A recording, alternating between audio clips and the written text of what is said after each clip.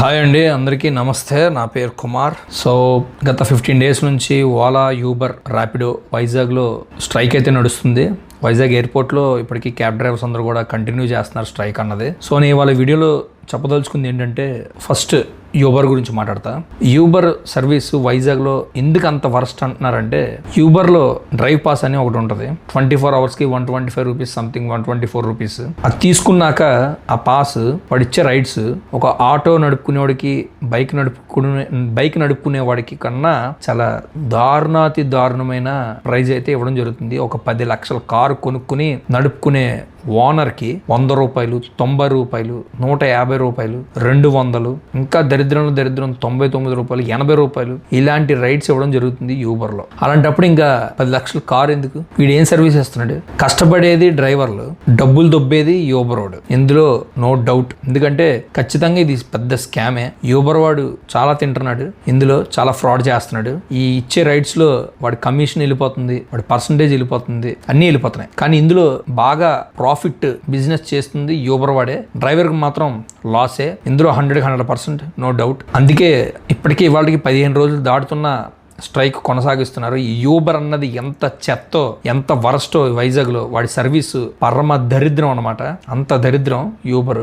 And ఆ Uber ఏదైతే ఆ రైడ్స్ ఇస్తున్నారో, అండ్ ఒక 100 రూపాయలు ఇచ్చి 4 ఎక్కే బ్యాచ్, 3 ఎక్కే బ్యాచ్ ఒక ఆటో డ్రైవర్ సంపాదించుకుంటున్నాడు. వాళ్ళ మీద పడి ఆడవటం కాదు కానీ చెప్తున్నా. అంటే 10 లక్షల కారు కొన్నవాడికి 100 రూపాయలు, 150 రూపాయలు, 200 రైడ్లు. ఒక ఆటో నడుపుకునే అతను ఒక 400, 500, 600 మ్యాక్సిమం కిలోమీటర్స్, 10 కిలోమీటర్లు కూడా, 10 కిలోమీటర్ల బిలో కూడా 400-500 సంపాదించుకుంటున్నాడు. ఒక క్యాబ్, ఒక ఏసీ ఆన్ చేసి, ఒక కంఫర్ట్ ఇచ్చి, సేఫ్గా ఒక దగ్గర డ్రాప్ చేసిన ఎక్స్ట్రా పోనీ వాళ్ళని మనం అడిగినా కూడా అసలు ఎందుకు ఇవ్వాలి? కస్టమర్స్ చెప్పే మాట ఇది. మేము ఎందుకు ఇవ్వాలి? యూబర్లో ఏదైతే రేట్ ఉందో అదే ఇస్తాం, మేము ఎక్స్ట్రా మేము ఇవ్వం అని చెప్పేస్తున్నాం డైరెక్ట్గానే. సో ఇలా జరుగుతుంది యూబర్లో.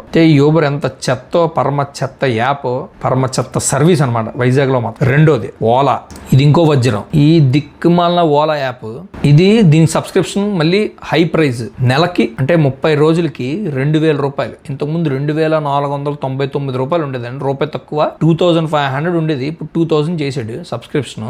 నెలకు 30 రోజులకి. అంటే అన్లిమిటెడ్ రైడ్స్. మళ్ళీ అన్లిమిటెడ్ రైడ్స్ ఇస్తాడు. ఆ రైడ్ మీద 8 రూపీస్, 7 రూపీస్ కట్ చేసుకుంటుంటాడు. ఇప్పుడు 400 రూపీస్, 500 రూపీస్ రైడ్ వచ్చింది అనుకోండి, దాంట్లో కూడా వాడి కమిషన్, నో కమిషన్ అని మెన్షన్ చేస్తాడు. మళ్ళీ ఇది కూడా స్కామే. ఆ రైడ్ మీద వచ్చే ఫుల్ అమౌంట్ మందే అంటాడు సబ్స్క్రిప్షన్ తీసుకున్నాక. 30 డేస్ ఏదైతే ఉందో 2000 రూపీస్, ఆ రైడ్ యాక్సెప్ట్ చేశాక అందులో 7 రూపాయలు, 8 రూపాయలు, 10 రూపాయలు, 12 రూపాయలు కూడా దుబ్బుతున్నాడు. తర్వాత ఇంకొకటి, రైడ్ యాక్సెప్ట్ చేసే ఛాన్స్ కూడా ఉంటుంది. పెద్ద రైడ్ ఏదైనా వస్తే 500 to 600 రూపీస్ రైడ్ ఏదైనా తగిలితే మనం యాక్సెప్ట్ చేసే లోపల with in fraction of seconds లో ఇంకో డ్రైవర్ యాక్సెప్ట్ చేసేస్తున్నారు. అంటే ఓలాలో కూడా వాళ్ళు ఓలా కంపెనీకి సంబంధించిన డ్రైవర్లు ఉన్నారు, కార్లు ఉన్నాయి, వాళ్ళు కూడా వేస్తున్నారు ఆ రైడ్లు. ఒక సొంత కారు ఉండి నడుపుకుంటున్న, ట్యాక్సీ నడుపుకుంటున్న వాడికి మాత్రం ఆ యాక్సెప్ట్ చేసే టైము, ఛాన్సు ఇవ్వట్లేదు. మరి ఎందుకు సబ్స్క్రిప్షన్? ఇంకా ఇదో పెద్ద స్కామ్. ఇది స్కామే.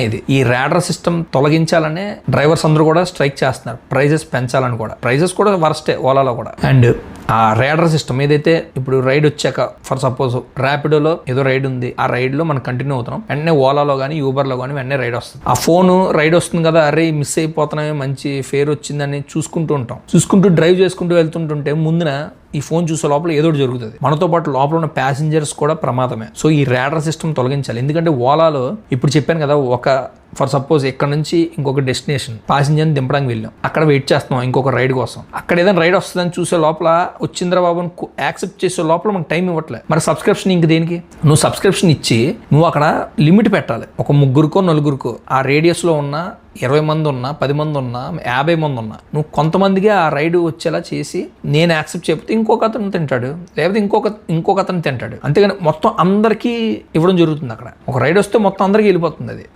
యాక్సెప్ట్ ఎవడైతే వెంటనే యాక్సెప్ట్ చేస్తాడో వాడికే. అంటే ఒక జాక్ పాట్ లాగా అనమాట.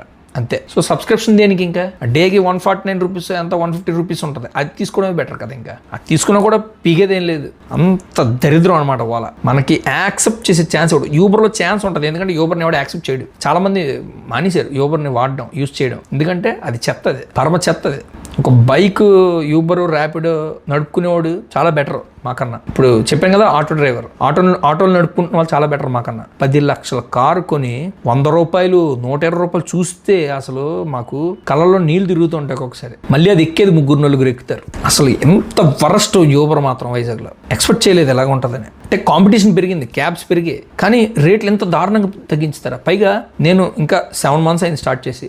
ఈ క్యాబ్ సర్వీస్లో ఉన్న వాళ్ళు చాలా మంది ఉన్నారు, ఎప్పటి నుంచో ఉన్నవారు, చాలా ఇయర్స్ నుంచి చేస్తున్నారు. 10 years 15 years నుంచి క్యాబ్ నడుపుతూ ఎక్స్పీరియన్స్ ఉన్న వాళ్ళు చాలామంది ఉన్నారు. వాళ్ళు నైట్ సర్వీస్ చేసేటప్పుడు కూడా ఇంతకుముందు ఫేర్ ఎక్కువ ఇచ్చేవాళ్ళు, ఎక్స్ట్రా ఇచ్చేవారు. ఇప్పుడు ఆ ఫేర్ కూడా ఇవ్వట్లేదు. ఇప్పుడు మార్నింగ్ ఏదైతే రైడ్ వస్తుందో, ఏదైతే ఫేర్ ఇస్తున్నారో ఆ ఫేరే సేమ్ నైట్ కూడా అదే ఫేర్ ఇవ్వడం జరుగుతుందంట. ఆ ఫేర్ కూడా తీసేశారంట, ఇవ్వట్లేదంట. సో ఎంత దారుణం అంటే అంత దారుణం. అంటే ఇంకా ఈఎంఐలకి ఏమొస్తాయి? కార్ ఈఎంఐ ఎలా కట్టాలి, ఎవ్రీ ఇయర్కి ఇన్సూరెన్స్లు ఎలా కట్టాలి, ఫ్యామిలీస్ ఉంటాయి, పిల్లలు ఉంటారు, దీని మీదే డిపెండ్ అయ్యి ఇప్పుడు జాబుల పరిస్థితి బాగోకే నేను కూడా నా ప్రొఫెషన్ ఏదైతే ఉందో, నా జాబు పొజిషన్ బాగోకే నేను ఈ ఫీల్డ్లోకి వచ్చాను. కానీ ఇందులో పీకిందేం లేదు, పెద్దగా పొడిచిందేం లేదు. సో అదనమాట, చాలా పెద్ద లాస్ అయితే ఉంది ఇందులో.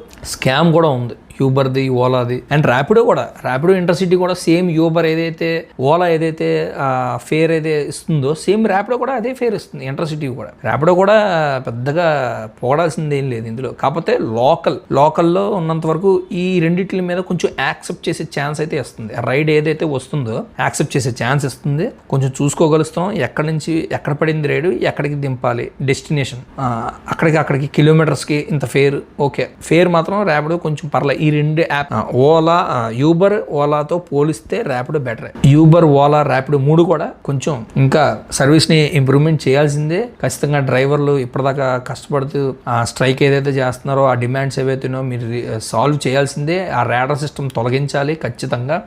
ఇది గవర్నమెంట్ దాకా తీసుకెళ్ళాలి.